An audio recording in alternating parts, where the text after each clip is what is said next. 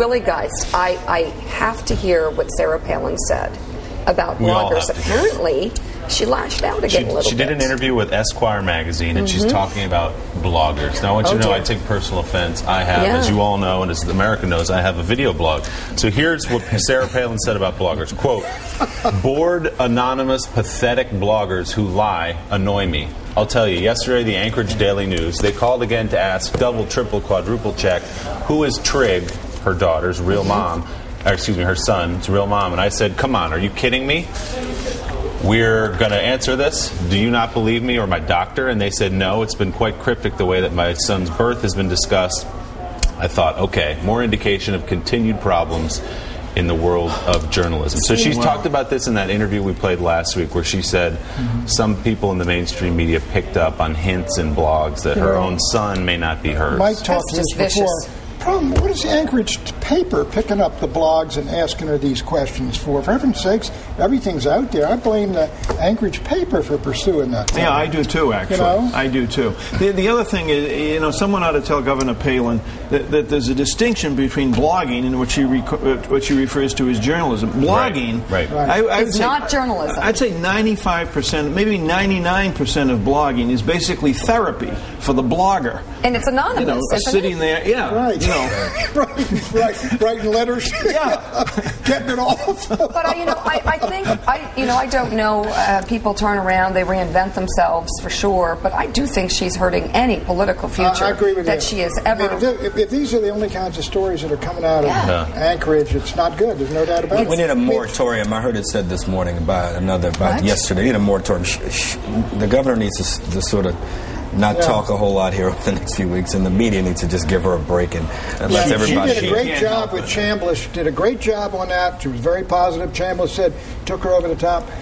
I would have gone back there and done nothing national, but I guess what do you do if the Anchorage paper comes up and asks you a question like that? What would you? I mean, don't you get the feeling though that she can't help herself, that she got so enamored with the limelight during the course of the campaign that she cannot now stay away from it. A lot of it sticks in her craw. The Tina Fey stuff. There's no doubt about it. That got to her when she brings up Katie Couric. I was disappointed because I really thought that even though it didn't go well for her in the 8 weeks that she was in the national spotlight, that perhaps there was a future for her in the political world and one that she could build. I'm not going to write her off because I think she's feisty, but I don't think I think overall, she's a winner in 2008. What? Are you serious? I mean, she's up living in Wasilla, and all of a sudden she's this gigantic national figure. Controversies on Saturday Night Live, we're all talking about her. She's an enormous winner. Enormous winner. You know what, though? Did she take some hits? Americans love a comeback, too. Yes, they do. She's able to engineer a way to There's nothing wrong with that. Give a couple of serious policy speeches. She ought to think about going back on Saturday Night Live and making fun of all of this and making kind of a clean break. That's amazing. You know what, though? She needs to remember that blogging, whether you like it or not, is part of our media universe, and there are a lot of legitimate blogs that do a lot of the dirty work. She ought to think about she ought to blog. But you can't answer every blog item. If Barack Obama got mad about every person who called him a Muslim. It's the darn Anchorage newspaper. Right, that's the problem. The blog and call that's true. Can you clear this up for us? We saw it on the blog. The media does need to back off in some ways with the smut, and they need to stick to. I mean, they need to treat her, and I think it's fair. Yeah, keep the smut in use. You can't. Can you imagine working for the Anchorage She has Daily not been News treated fairly. or whatever it is, and calling the governor of Alaska and saying, "Hey, we got a tip here from Tough Guy 226." Whatever the blog was. But like the way Tina Fey made fun of the bloggers.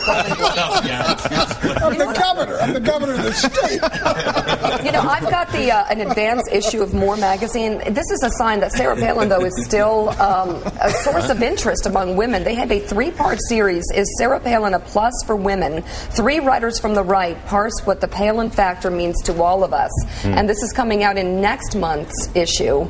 And they're really good pieces. I mean, there's a lot of dimension to her story. I have, and I'm going to talk about them more. And in fact, we're going to have the editor-in-chief on, I believe, tomorrow to talk about this. We don't know what they said. This is a tease, Barnacle. Okay. This is a tease. Okay. Harold, stick around. Barnacle, not so sure.